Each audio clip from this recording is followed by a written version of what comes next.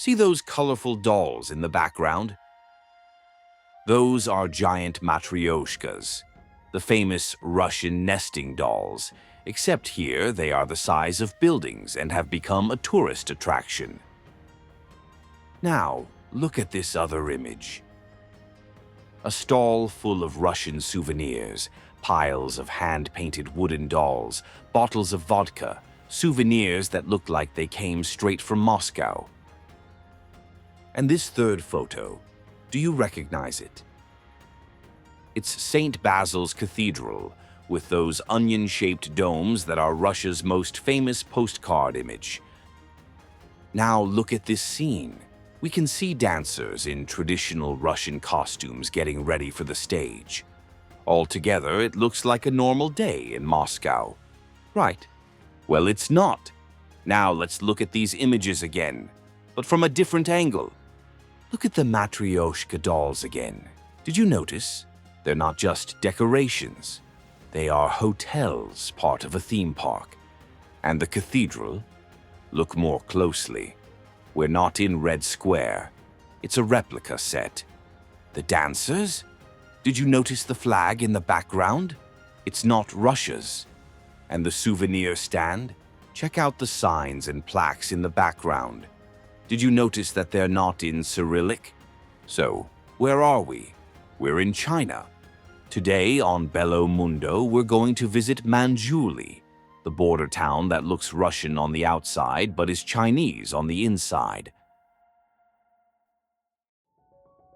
Number 1. Location and context. Manzhouli is located in the far north of China in a region called Inner Mongolia. It's the last Chinese city before Siberia. On one side, endless prairies. On the other, the Trans-Siberian Railway, the train line that crosses the border and goes straight to Russia. And here it's worth pausing. At some point in life, everyone has heard of Mongolia or the Mongols, the empire of Genghis Khan, the horsemen of the steppes, that image of a nomadic people who ruled half the world. Well, today Mongolia exists as an independent country between China and Russia, but part of the historical territory of this people remained within China, where it was given the name Inner Mongolia. It is in this part of China that Manzhouli is located, a border town that spreads out in the middle of the Hulunbuir grasslands, a sea of green pasture in summer and a white desert of snow in winter. Nearby is Lake Hulun, one of the largest freshwater lakes in the country. In summer, it is a spot for fishing and picnics. In winter, it is a huge natural ice rink. The climate is extreme.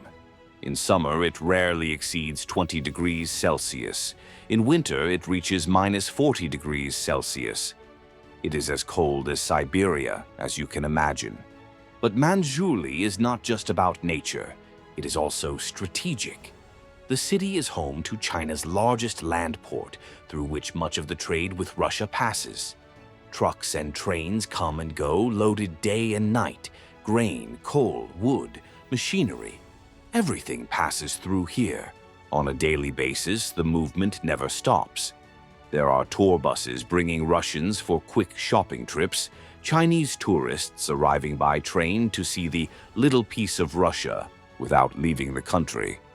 Manzhouli lives at this international pace, unlike what one would expect from a city in rural China. Number 2. History. Until the end of the 19th century, this region was just prairie. Open countryside, bitterly cold in winter, Mongolian herders guiding their flocks from one place to another.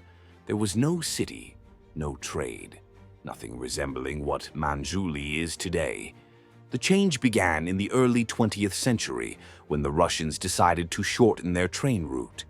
They already had the Trans-Siberian Railway, that immense train line that crosses Russia from end to end, from Moscow to Vladivostok, crossing all of Siberia. But the route was too long. So they found a solution, to run the tracks through northern China. Thus was born the Chinese Eastern Railway, built by the Russians on Chinese territory.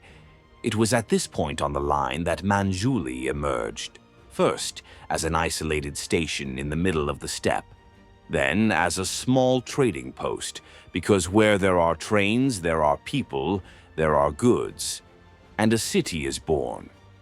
In the following years, Manzhouli became a mandatory stop for anyone crossing the border between Russia and China. Merchants, travelers, migrants, everyone passed through there, and the city grew at this border pace. But then came the 30s, and with it, turmoil. Japan invaded northeastern China, a region called Manchuria. There they created a puppet state called Manchukuo, controlled by the Japanese but presented as if it were independent. Manzhouli fell into this confusion, experiencing years of uncertainty until the end of World War II. In 1946, with Japan's defeat, the city returned definitively to Chinese hands. However, for a long time it was still treated with suspicion. During the Cold War, when China and the Soviet Union had tense relations, Manzhouli became a closed, militarized city. Until 1991, no one could enter without special permission, only troops and residents who were already there by chance. It was only the following year, 1992, that the Chinese government finally opened Manzhouli to trade and tourism. It made it one of the first border cities to be liberalized in the new era of reforms. From then on, everything changed. Beijing decided to transform the city into a gateway to Russia. Bustling markets, themed fairs, and curious tourists arrived. It was at that moment that the city began to reinvent itself. It took on the air of a scenic Russia, but remained China on the inside. And in recent decades, this border vocation has only grown. As we mentioned at the beginning of the video, this place has become a mandatory passage for almost everything. Siberian coal and wood entering Chinese factories, cell phones and cars going in the opposite direction to supply the Russian market. With the war in Ukraine affecting transport routes, this importance has become even greater. Today, around 65% of all land trade between China and Russia passes through here. Number 3. One city, two cultures. Today, around 300,000 people live in Manzhouli. It may seem like an ordinary city, but they say that more than 20 different groups live here. That's a lot of diversity for a municipality of this size. What really defines the city is the daily interaction between two very different cultures, Chinese and Russian. The facades mix ideograms and Cyrillic letters. Menus and signs always appear in two languages. And it is not uncommon for a shopkeeper to greet one customer in Mandarin and then immediately serve another in Russian. Even the money shows this mix. The yuan, the Chinese currency, circulates normally. But the Russian ruble is also accepted in stores and markets. When language fails, the old mime with the calculator comes into play. Despite all this international flavor, it is worth noting that Manzhouli does not have a half-and-half population. About 95% of the residents are Chinese. There are few permanent Russian residents. Most of the Slavic faces you see on the streets are tourists, and also curious characters known as Siberian bag carriers. They are Russians hired by companies or acting on their own who cross the border on quick excursions. They spend 2 or 3 days in Manzhouli, buy everything from fur coats to cheap electronics, have fun in casinos and nightclubs, and then return home loaded with shopping bags. This coexistence goes beyond commerce. There are local schools that offer Russian lessons to children. Chinese holidays, such as Lunar New Year, share the calendar with Orthodox Christmas celebrations.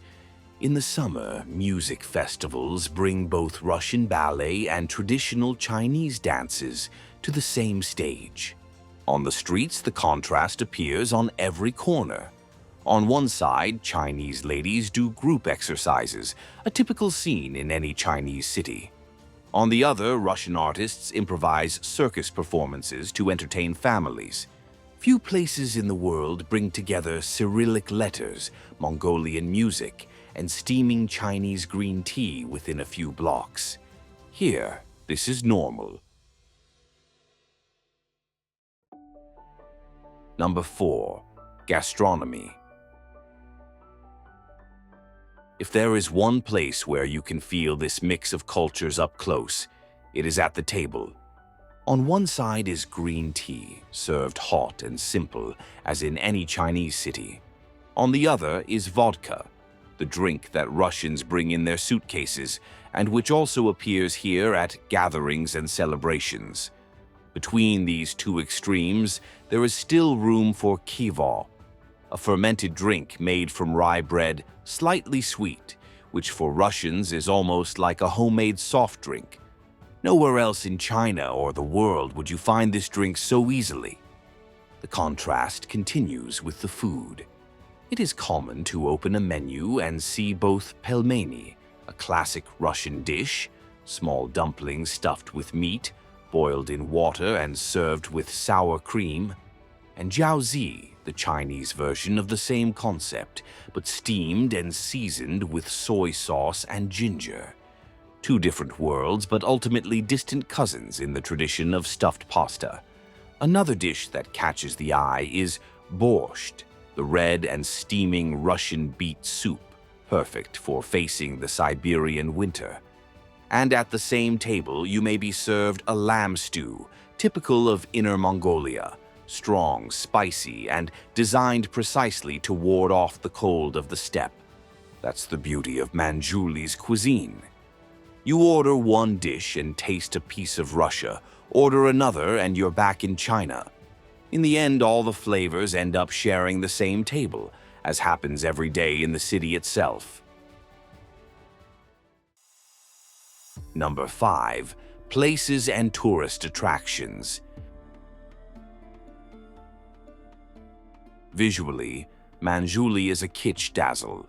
The city decided to look Russian and took this idea seriously. The city has also become a stage for almost theatrical attractions. It's almost a Slavic Disneyland, created to impress tourists and make Russian neighbors feel at home. The most famous symbol is the giant Matryoshka dolls.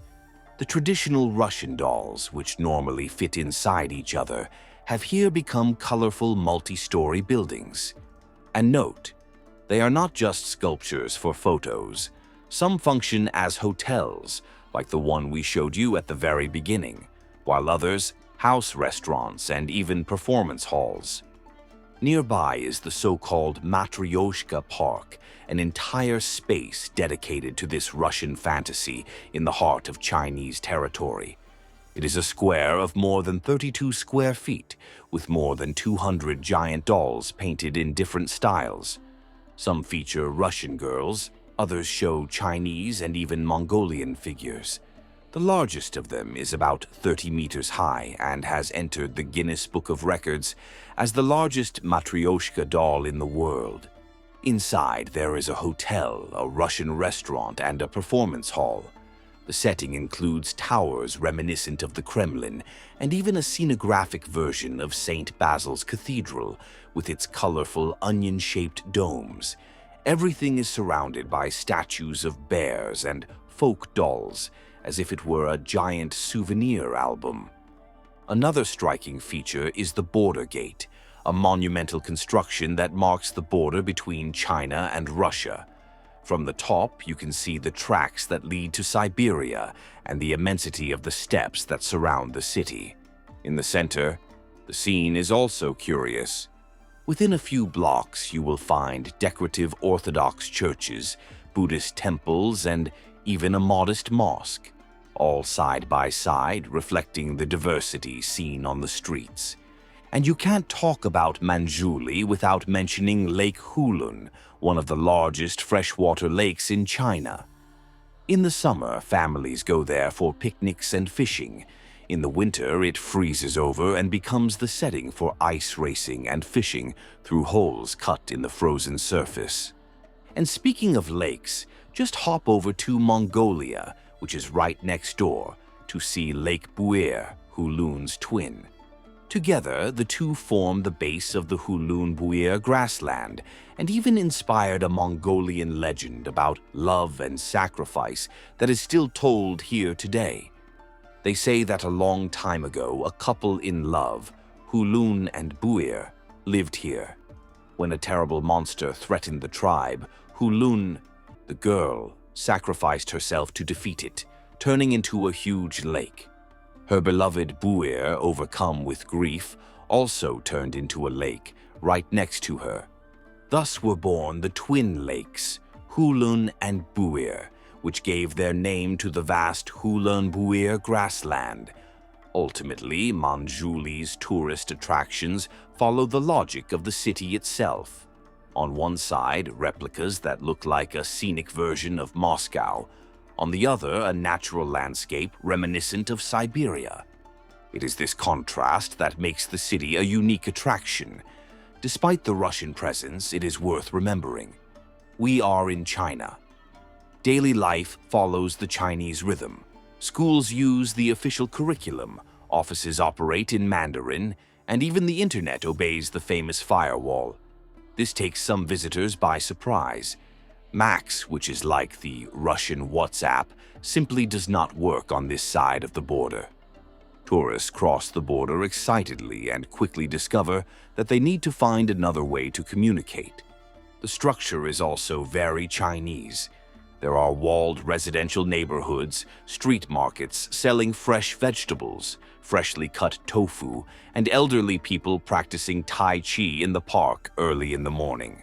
The difference is that this scenario always comes with an unexpected detail. Tai Chi may be accompanied by the sound of a balalaika, and at the same stall where you find tofu, you can also find smoked cheeses from Russia. The residents have gotten used to this.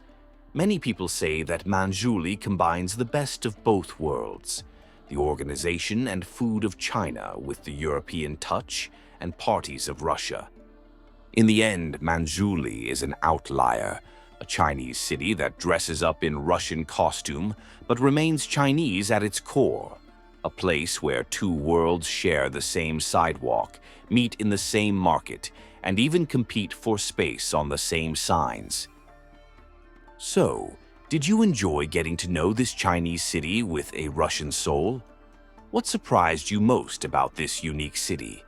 Was it seeing giant Russian dolls in the middle of China, signs written in two languages, or the love story that turned into two lakes? Tell us in the comments, and before you leave, subscribe to the channel, activate the bell so you don't miss any episodes of our Bello Mundo, and try using the new Hype video feature. It really helps the channel reach more people and continue bringing you incredible content like this.